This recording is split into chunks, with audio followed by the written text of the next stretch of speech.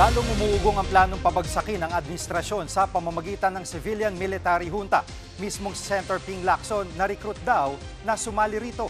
Live mula sa TV5 Media Center, nangunguna sa balita si News 5 Senate Correspondent Mean Los Baños. Mean, sino raw ang nag-imbita kay Senator Lacson na sumali sa planong civilian-military junta?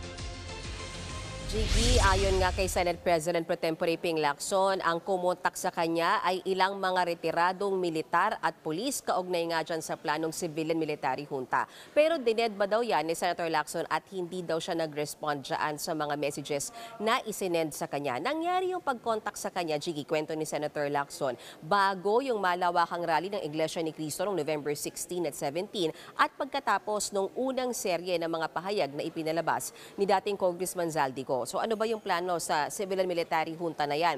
Ang sabi ni Senator Ping Lacson ay tanggal parehas presidente at vice-presidente. Yun daw yun ang pagkakaintindi niya sa mga mensahe sa kanya. At wala ring succession. Kumbaga wala yung hindi susundin yung succession kung sino yung dapat na pumalit. Kung di itong civilian-military junta ang magmamanage ng government. Bagay na inayawan at ayaw daw talaga yan ni Senator Ping Lacson dahil hindi naman daw yan naaayon sa ating konstitusyon. Narito ang bahagi ng pahayag ni Senate President Pro Tempore Ping Lacson. Hindi naman unstable, kundi sinasamantala nila yung perception nila na unstable yung government. Kaya nga sabi ko, mukhang orchestrated lahat yung series of events leading up to the INC rally. Di ba mayroon pang gusto mag-infiltrate na sasali sa INC rally? Ang intention was to march to Malacanang. Hindi lang pinayagan ng INC na pinalis nila yung mga BBM design. Di ba?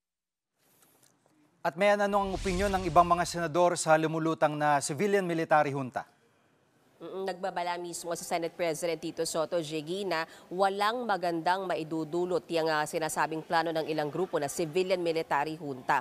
Baka daw mauwi lang tayo sa anarkiya. Hindi rin daw magandang alternatibo sa eleksyon at pagsunod sa konstitusyon itong military adventurism na ito. Si Senator Erwin Tulfo, nakausap din natin kanina at naniniwala siya hindi makakakuha ng sapat na suporta yung mga grupo nga na nagsusulong ng civilian-military junta. Hindi raw gaya ng EDSA 1 at EDSA 2 na backed by church at civil society groups. Narito ang bahagi ng pahayag ni Senate President Soto at Senator Erwin Tulfo. Pakinggan natin.